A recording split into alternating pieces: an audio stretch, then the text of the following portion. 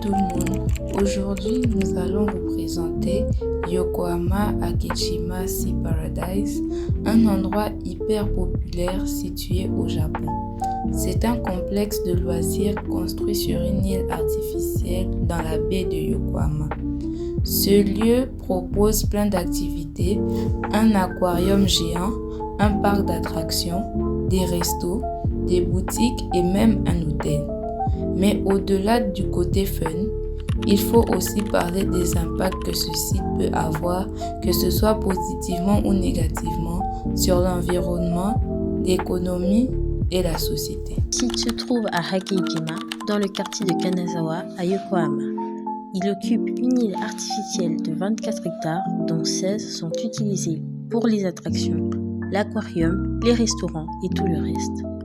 On n'a pas les chiffres précis sur le nombre de visiteurs par an ou le budget total investi, mais on sait que le niveau d'hygiène du lieu est très bon, noté 4,5 sur 5, ce qui est rassurant. Même si ce lieu attire énormément de monde, il faut savoir qu'il a aussi des conséquences qu'on va vous détailler tout de suite. Côté positif, l'aquarium permet de préserver des espèces marines locales et de mieux les faire connaître au public. Il sensibilise aussi les visiteurs à la pollution des océans et aux menaces qui pèsent sur les animaux marins. Et l'argent du tourisme peut aider à financer des projets pour restaurer certains écosystèmes. Côté négatif, les activités nautiques peuvent abîmer les fonds marins et déranger la faune. Et la fréquentation massive des touristes génère beaucoup de déchets et donc la pollution dans la mer. Les impacts économiques, ce que ça apporte.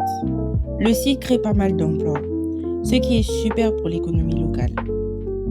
Il attire des investissements et permet d'améliorer les infrastructures autour, par exemple les routes, les services et j'en passe. Ce que ça complique, la région devient très dépendante du tourisme, ce qui peut être risqué en cas de crise. Le coût de la vie augmente, ce qui peut poser problème aux habitants. L'argent est surtout utilisé pour les touristes et pas forcément pour les marchés ou commerces locaux. Impacts sociaux. Les bons côtés. Il y a des échanges culturels entre les locaux et les touristes, ce qui rend la région plus ouverte. Le développement du tourisme permet de financer des hôpitaux, des écoles et d'autres services publics. Enfin, la culture japonaise est mise en avant. Cuisine locale, tradition, histoire.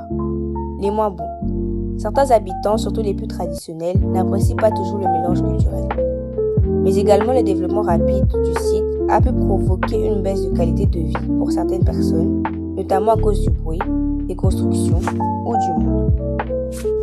En conclusion, Yokohama Akejima Sea Paradise est un lieu qui fait rêver, mais qui a aussi ses limites. Il offre plein de bonnes choses, emploi, tourisme, mise en valeur de la culture, mais en même temps, il faut faire attention aux effets sur la nature, la société et l'économie locale.